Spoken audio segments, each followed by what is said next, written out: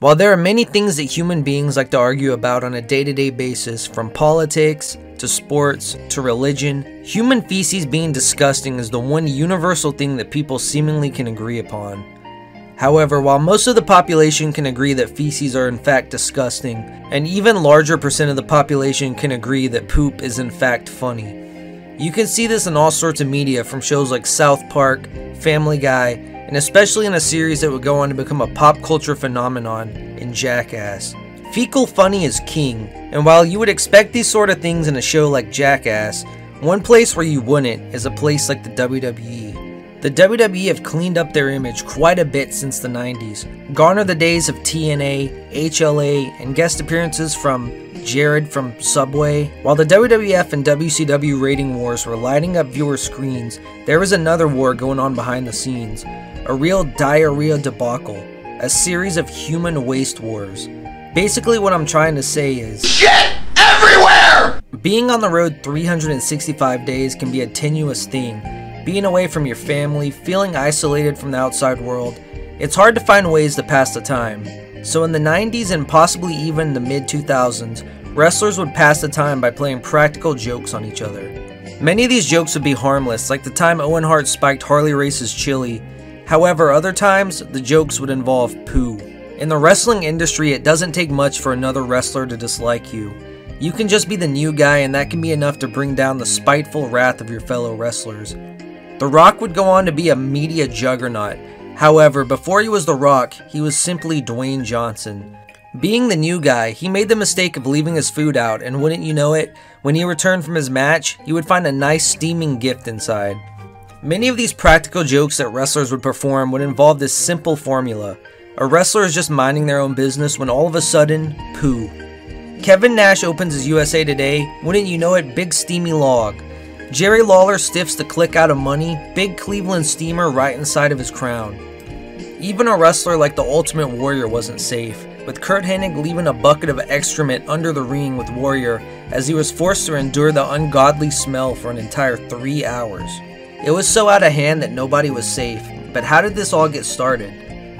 During an interview with PopCulture.com, Scott Hall would go on the record to say that this was a tradition that had been passed down from generation to generation. Fuji was most known for the shit rib, and he passed it on to Kurt, who passed it on to X-Pac, and if they don't like you, they just shit in your bag. And sometimes it would be multiple shits. It would be different textures, and it was like, I never really participated in any of that.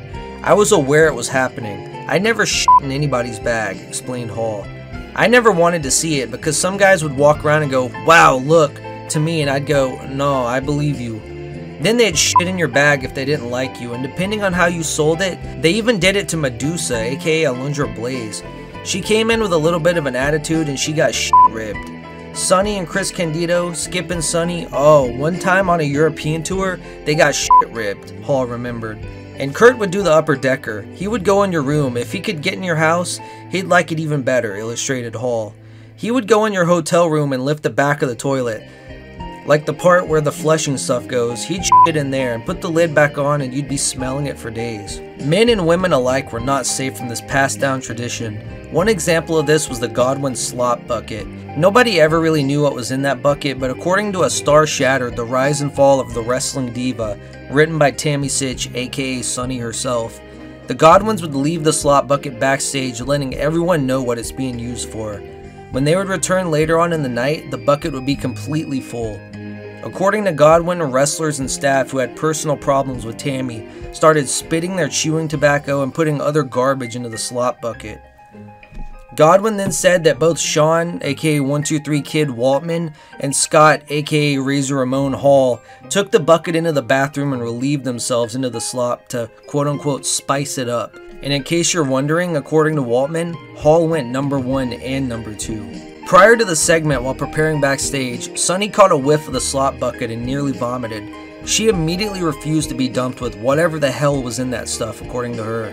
But after being threatened with having her contract terminated, she finally agreed to go along with the planned segment. A few minutes later, Sunny was slopped with everybody's spit, piss, and shit all over her. To add insult to injury, due to her backstage flare-up beforehand, Vince McMahon informed her that she would be getting slopped every night of the week for the following month at house shows. A few weeks into the punishment, the repeated sloppings had gotten so nasty that Sitch had taken to keeping the bucket afterwards, and hanging onto it right up until her segment the following night, ensuring that she would be the only one who made the slop mixture and could ensure that there was no urine or feces involved. While Sonny would be on the wrong side of history in the waging fecal wars and on the wrong side of the law, there's one name mentioned in that story that would become synonymous and become the personification of defecation. While many of these stories are downright disgusting, none of them quite top the horrendous pranks that one Sean Waltman, aka X-Pac, would put his fellow wrestling colleagues through. Sean would become a sort of X-rated degenerate doo-doo outlaw in the locker room, doing such horrendous acts as defecating in a cup and putting it in Sable's handbag, only for her to find it a day later.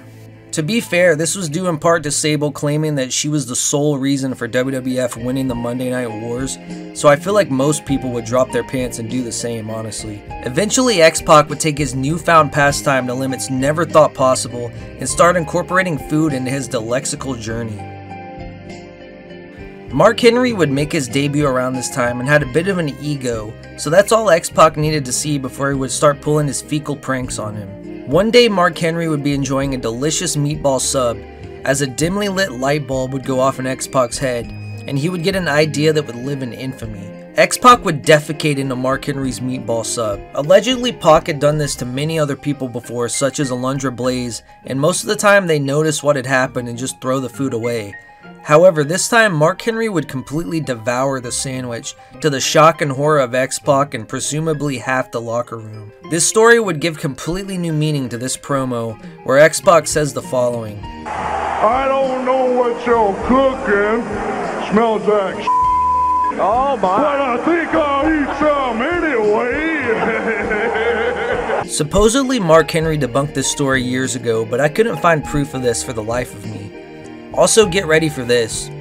According to Kurt Angle, he's the one that made up the story. But the part that he made up was that X-Pac was the one to defecate in Mark Henry's sandwich. According to Kurt Angle, it was actually the Headbangers. The Headbangers would, however, later go on to deny that it was them, saying that they would never do something so disgusting. I guess the most horrific and unsettling part of all this, though, from dump-filled buckets being dumped on dumpy-looking women, to Ultimate Warrior nearly having a fecal fatality, even the sultry Sable not being safe. The scariest part of all of this is that we will never truly know who actually laid that deuce inside of Mark Henry's sandwich. He could still be out there, lurking, just waiting on his next time to strike.